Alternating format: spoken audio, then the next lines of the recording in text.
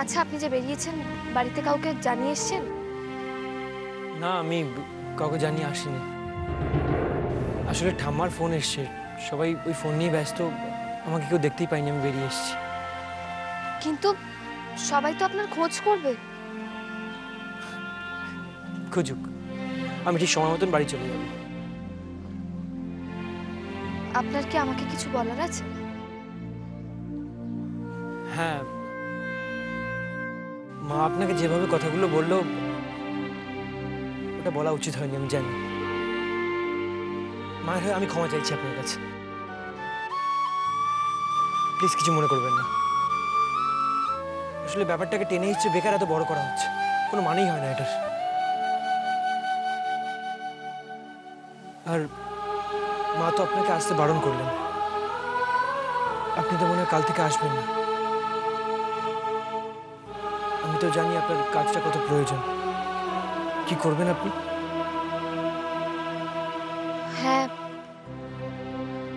আমি আসবো আবার। আমি ওনাকে বোঝাবো, দরকার হলে ওনার পা ধরে আমি ক্ষমা চাইবো। উনি আমার কথা নিশ্চয়ই বুঝবে। ঠিক আছে, আমিও সেদিন চুপ করে থাকবো না, দেখবেন আমিও বলবো। কি হলো পয়মন্তী, কিছু ভাবছেন? না না, আমি ভাবছিলাম যে আপনি এতক্ষণ বাইরে চলে এসেছেন, বাড়ির তো কেউই জানে না, সবাই হয়তো খুব টেনশন করছে। আমার মনে হয় আপনার বাড়ি ফিরে যাওয়া উচিত। আমি তো বললাম আমি যাব, কিছুক্ষণ পরেই চলে যাব, আপনি একদম চিন্তা করবেন না। আসুন। গোলাপি, আর এক রাউন্ড চা বসিয়ে দাও না।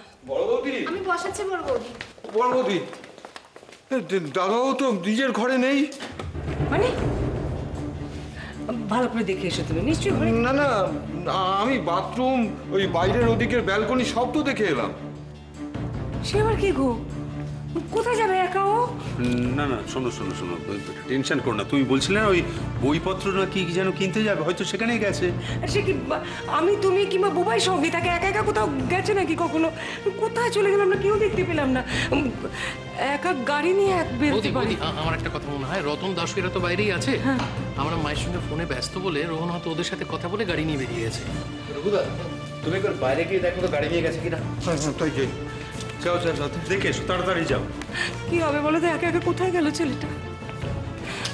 কি মুশকিল, তুমি তো টেনশন করছো কেন আমি বুঝতে পারছি না। একদম টেনশন করো না তো। আর ওকে তো তুমি চেনো, সবার সঙ্গে আলাপ পরিচয় রয়েছে। দেখো হয়তো গিয়ে ওই দাশু ওদের সঙ্গে বসে হয়তো গল্প করতে পারবো। বড়দা বৌদি, রোহনদাও তো বাইরে নেই, আর ড্রাইভারকে তো দেখলাম গ্যারেজে বসে গল্প করছে। সে কি?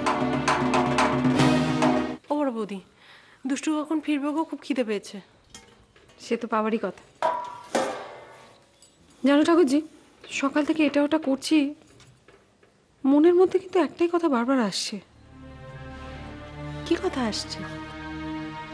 ওই যে মা বলছিল না যে ও বাড়িতে গেলে ভালো বউকে বকাবকি করবে, সেই জন্যে মাকে ওনাকে নিয়ে গেল না। হ্যাঁ গো বড় বৌদি, এই কথাটা শোনার পর থেকে না আমারও কিরকম একটা খুঁতখুত করছে। আচ্ছা ঠাকুরজি, দুষ্টু আমাদের কাছে কিছু লুকিয়ে যাচ্ছে বলে মনে হয় না? আসলে মেয়েটার জন্য এত কষ্ট হয় না, সমানে এত যন্ত্রণা পাচ্ছে, কষ্ট পাচ্ছে, তার উপর ওই সামান্য কটা টাকার জন্য অন্য লোকের বাড়িতে বকাবকি খাবে।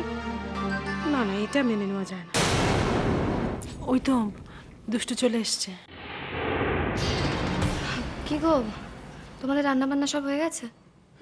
সব হয়ে গেছে। পড়িয়েই ফিরলি? হ্যাঁ। কেন? আমি তো বাবাকে সকালে বলেই বেরিয়েছি। সত্যি বলছিস দুষ্টু? মা তোমার ওই পড়ানোর বাড়িতে তো শুধুমাত্র কালকেই গিয়েছিলেন, তাও পুজো ছিল বলে। তো কি এমন ঘটেছিল যে ওনারা তোমাকে বকেছেন, আবার তাও মায়ের সামনে? মানে মায়ের কষ্ট হয়েছে বলেই না বারবার কথাগুলো বলছে? কিন্তু কালকে কি এমন ঘটেছে যার জন্য ওরা তোকে মায়ের সামনে বকেছে?